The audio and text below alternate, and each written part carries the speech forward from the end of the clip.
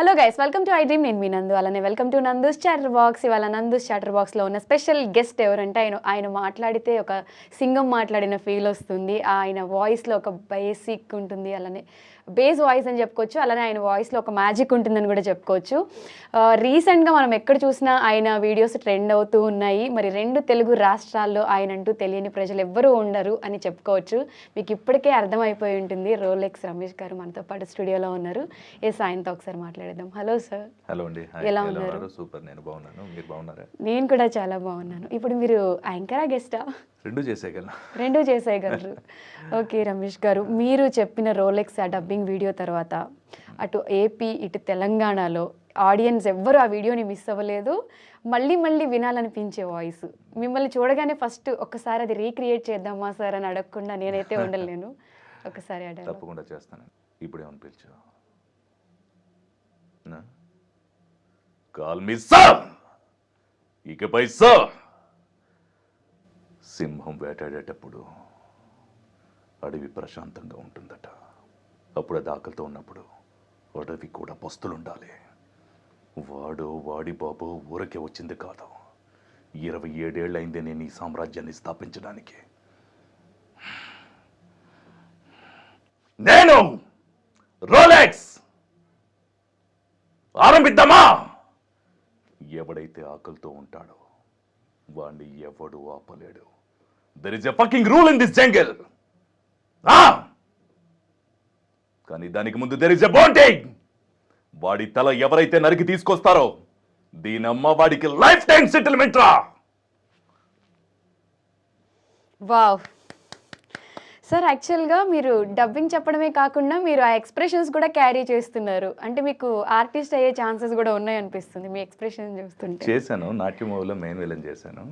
తర్వాత ఒక 4 మూవీస్ చేశాను. దయ్యంతో సహజనం, సైకో వర్మ, ఓకే, చిన్ని ఆశ. ఇప్పుడు ఇంకొక మంచి శివుడికి గురించి పొగిడే ఒక మంచి ఒక ఘోర లాంటి ఒక రోల్, అది కూడా చేస్తున్నాను. రమేష్ గారు, అంటే మీరు ఇప్పుడు బాగా డబ్బింగ్ అంటే మనం బాగా ఇన్వాల్వ్ అయ్యి ఫీల్ అయితేనే ఆ డైలాగ్ చెప్పగలం కదా.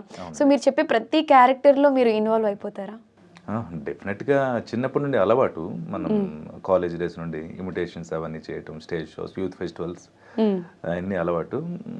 కంపల్సరిగా ఇన్వాల్వ్మెంట్ ఎంత బాగా తెలియకన్నా జరిగిపోతూ ఉంటుంది. అది ఇష్టం కదా, ఇష్టమైన సబ్జెక్ట్. మీరు ఇప్పుడు మంచి వంట చేస్తారనుకోండి, నచ్చినది, ఎంత ఫోకస్గా ఉంటారు దాని మీద. వాడేకన్నా ఉండాలి, బాగా చేయాలని అలా. ఓకే, అంటే అసలు మీకు ఈ డబ్బింగ్ చెప్పాలి అనే ఇంట్రెస్ట్ ఎలా వచ్చింది? అంటే చిన్నప్పటి నుంచి మీకు డబ్బింగ్ ఆర్టిస్ట్ అవ్వాలని ఉందా, లేకపోతే మీరు ప్రీవియస్ యాంకరింగ్ కూడా చేశారు అని విన్నాం. అసలు మీ ఇండస్ట్రీ జర్నీ ఎలా స్టార్ట్ అయింది? నేను పేరెంట్స్తో పాటు తిరుపతి చూద్దామని వచ్చాం.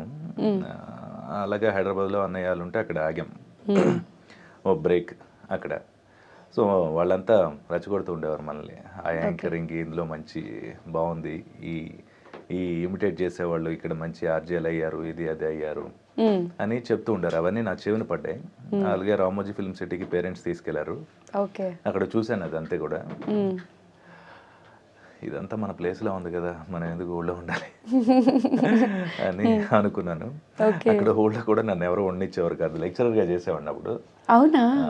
ఓకే సార్ మీరు చాలా బాగా చేస్తున్నారండి, ఎవరైనా టీచర్స్ అవ్వచ్చు కానీ ఆర్టిస్ట్ అవ్వడం అనేది ఒక ప్రత్యేకమైనది అని చెప్పారు. హైదరాబాద్ పిల్లల్ని సైన్స్ ఫేర్ ప్రోగ్రామ్కి తీసుకొచ్చాను. అప్పుడు చెప్పాను, నేను మీలాగా ఇన్యాక్టివ్గా ఉండేవాడిని కాదు, కాలేజ్ డేస్లో వేరే లెవెల్లో ఉండేది మన బండి అని చెప్తే అంత లేదు సార్, అంత లేదు సార్ అంటుండేవారు. సరే అప్పుడు ఒకసారి స్టేజ్ మీద వెళ్ళి నేను ప్రోగ్రామ్ చేశాను. అప్పుడు మొత్తం అంతా దగ్గరగా వచ్చారనమాట. ఇంత బాగా చేస్తున్నారు కదా వాయిస్ అండ్ ఇమిటేషన్స్ కానీ, వాయిస్ని యాంకరింగ్స్ అవన్నీ, మీరు ఎందుకు ఇందులో ఉన్నారని వాళ్ళు చెప్పారు. సందర్భం వచ్చినప్పుడు చేద్దాంలే, దానిదే ఉంది. మా పేరెంట్స్కి ఇష్టం లేదు, నాకు ఇష్టం. చదువుకున్న తర్వాత ఫీల్డ్కి రావాలని అనుకున్నాను. ఆటోమేటిక్గా వచ్చాను. వచ్చిన తర్వాత ఇంకా news reader, radio jockey, anchorings, తర్వాత డబ్బింగ్, యాక్టింగ్, అలా అలా అయిపోయింది. ఓకే, లెక్చరర్స్ అంటే ఒక సిస్టమాటిక్గా ఉంటారు. అసలు ఆ ఫీల్డ్ ఎంచుకున్న తర్వాత మళ్ళీ అసలు మీకు ఇటువైపు రావడానికి కొంచెం రిస్క్ స్టెప్ తీసుకుంటున్నా అని ఎప్పుడైనా ఫీల్ అయ్యారా? నాకు అనిపించలేదు, ఇంట్లో వాళ్ళకి అనిపించింది. బ్రదర్స్ అండ్ పేరెంట్స్ వాళ్ళు అంటుండేవారు, అందరికీ వర్కౌట్ కాదు ఈ ఫీల్డ్, మంచిది కాదు, చాలా డేంజర్, అంత బాగుంటుంది కానీ దగ్గరికి వెళ్తే చాలా ప్రాబ్లమ్స్ ఉంటాయి, వద్దు అంటుండేవాళ్ళు. ఏమో నాకు తెలీదు, వెళ్ళాను, అయ్యింది అంతే. నచ్చిన పని, వచ్చిన పని, నాకు తెలీదు ఏంటి అదంతా. నెగిటివ్స్ చూడలేదు, పాజిటివ్ చూసుకొని చేయగలను అనిపించింది, చేశాను అంతే. మిగిలింది గాడ్ బ్లెస్సింగ్స్. మంచి మంచి పెద్ద పెద్ద వాళ్ళు, స్ఫూర్తినిచ్చిన చాలా సీనియర్స్ ఉన్నారు. ఎస్వి రంగారావు గారు, ఎన్టీ రామారావు గారు, సాయి గారు, చాలామంది సీనియర్ ఆర్టిస్టులు ఉన్నారు, అమితాబ్ సార్, వాళ్ళంతా కూడా. అలాగే మంచి అవకాశాలు ఇచ్చిన ఇన్ఛార్జులు ఆటోమేటిక్గా ఇచ్చారు. టైం బాగుంది అనుకోవచ్చు. లక్ కూడా కలిసి వచ్చింది ప్యాషన్తో పాటు. ఓకే, అసలు సూర్య గారు మూవీస్కి ఎప్పటి నుంచి డబ్బింగ్ చెప్తున్నారు? మీకు ఆ ఆపర్చునిటీ ఎలా వచ్చింది? యాక్చువల్లీ ట్రయల్స్ చేసాం, అంటే కాలేజ్ డేస్లో సరదాగా సింగం డైలాగ్స్ అవన్నీ చెప్తుండేవాడు. మనందరికి ఇష్టం కదా సింగం సిరీస్. సింగం మూవీ నచ్చని వాళ్ళు ఎవ్వరూ ఉండరు. అందులో మీరు చెప్పిన ఆ వాయిస్, అసలు రీసెంట్గా తెలిసింది ఆ వాయిస్ మీదే అని చెప్పి. మీ డైలాగ్స్కి మా డాడీ కూడా చాలా పెద్ద ఫ్యాన్ అనమాట. ఆ మూవీ రాగానే కంపల్సరీ చూస్తారు ఆ సింగంలో ఆ ఉండే డైలాగ్స్ కోసం. ఆ డైలాగ్స్ యాక్చువల్లీ నేను చెప్పిన కాదు, సీనియర్ సార్ శ్రీనివాస్ మూర్తి గారు చెప్పారు సింగం. నేను సరదాగా వాటిని ఇమిటేట్ చేస్తూ ఉండండి స్టేజ్ పైన అవన్నీ. నాకు సూర్య అంటే ఇష్టం, ఆ వాయిస్ అంటే ఇష్టం. నాకు అది రెండు వేరు వేరు అని కూడా తెలియదు నాకు. ఓకే, అది సూర్య సార్ వాయిస్ అనుకునేవాడిని. సూర్య సార్ మీద ఇష్టంతో వర్కౌట్స్ చేయటం, లేకపోతే వాయిస్ని స్టేజ్ పైన చేయటం, అలాంటివి చేసేవాళ్ళం అంతే. ఆ తర్వాత నాకు డబ్బింగ్ ఫీల్డ్లోకి వచ్చిన తర్వాత తెలిసింది అది శ్రీనివాస్ మూర్తి సార్ వాయిస్, అది డబ్బింగ్ లో యాక్టింగ్ ఏమో సార్ది అని. ఆ వాయిస్ చాలా మంది మీరు చెప్పారు అనుకుంటున్నారు. నేను తర్వాత జైబీమ్ లో నేను చేశాను. అవును, జైబీమ్ లో చేశాను. జైబీమ్ చేశాను, తర్వాత రోలెక్స్ చేశాను. ఇక తరదలో రాబోయేది ఏదైనా ఉంటే ఇంకా చూడాలి. ఓకే, ఒకసారి సూర్య గారిలో ఒక డైలాగ్ చెప్తారా? ఫస్ట్ నాకు ఇన్స్పిరేషన్ ఇచ్చిన ఆ డైలాగ్ ఏంటంటే, దీని మీద ఒట్టేసి నిన్న జరిగిన దానికి మీకు సంబంధం లేదని చెప్పండి. నిన్న రాత్రి ఉచ్చపోసుకోవడానికి కూడా తీరిక లేకుండా 40 మంది పోలీసులు కుక్కల్లా సిటీ మొత్తం గాలిస్తూ తిరిగాం. ఏం జరిగింది, ఏమైందని ఒక్క మాట కూడా అడగలేదు. దెబ్బలు తల్లి పోలీసులకి కన్ను పోయినా, కాలు పోయినా, అక్కడికి ప్రాణం పోయినా, ఏం పోయినా పర్వాలేదంటూ రాత్రంతా పార్టీ ఎంజాయ్ చేస్తూ కూర్చున్నావు. మనిషివారా నువ్వు? సహాయం పళ్ళం కేసరానికి అంతకు ముందే వాసన పసిగట్టి నువ్వు నాకు ఫోన్ చేస్తావు. గొల్లప్రోలు ఏరియాలో బండి ఆగడానికి ముందే పరిగెత్తుకుంటా వచ్చిన పంజేనెక్కన నువ్వు అడ్డు పడతావు.